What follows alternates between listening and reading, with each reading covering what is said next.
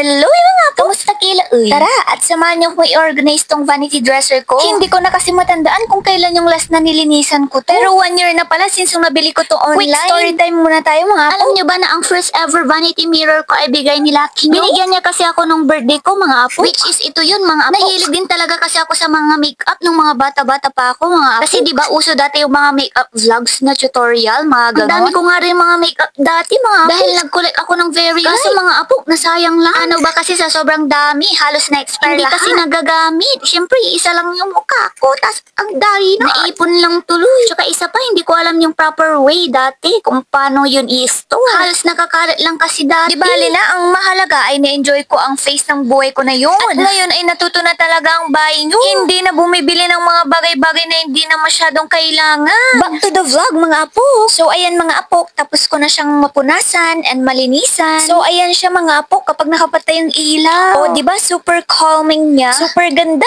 mukhang bago ulit. Yung mirror niya talaga is giving. Super perfect to mga apo. Di mo na kailangan ng ring light pa. Kasi may ilaw na yung mirror niya. And ang maganda pa mga apo, may mga levels yung ilaw niya. O diba? May 3 levels siya. Itak mo lang yung button mga apo. And pwede mo na siya pahinaan at palakasan. Mamaya ay lalagyan na natin to ng mga something.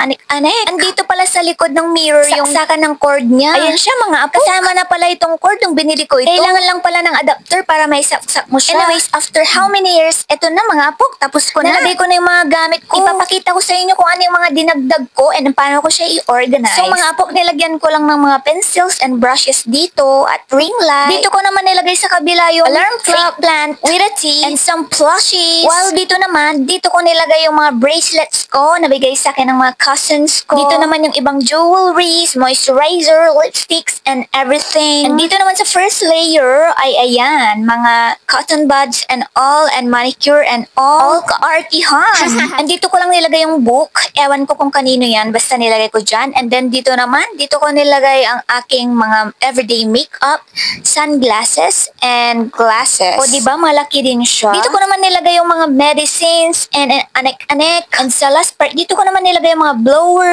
plancha, electric fan, and everything. And dito, wala pa akong nalalagay. Dati kasi dito nakalagay yung mga makeups ko and other things. Kaso, tinanggal ko na. Nagbawas na ako kasi makalat na. Kita nyo naman, may mga stain na siya na hindi ko na matanggal since 1 year na nga siya. Pero minimal lang naman at hindi masyadong halata. And dito naman sa ilalim, naglagay ako ng additional organizer. Dito ko naman nilagay yung mga vitamins, perfume, lotion, and etc. Naglagay din ako dito sa kabila ng mini art area kasi medyo mahilig ako ngayon sa mga arts. At doon na nga nagtatapos ang ating organization, mga apok.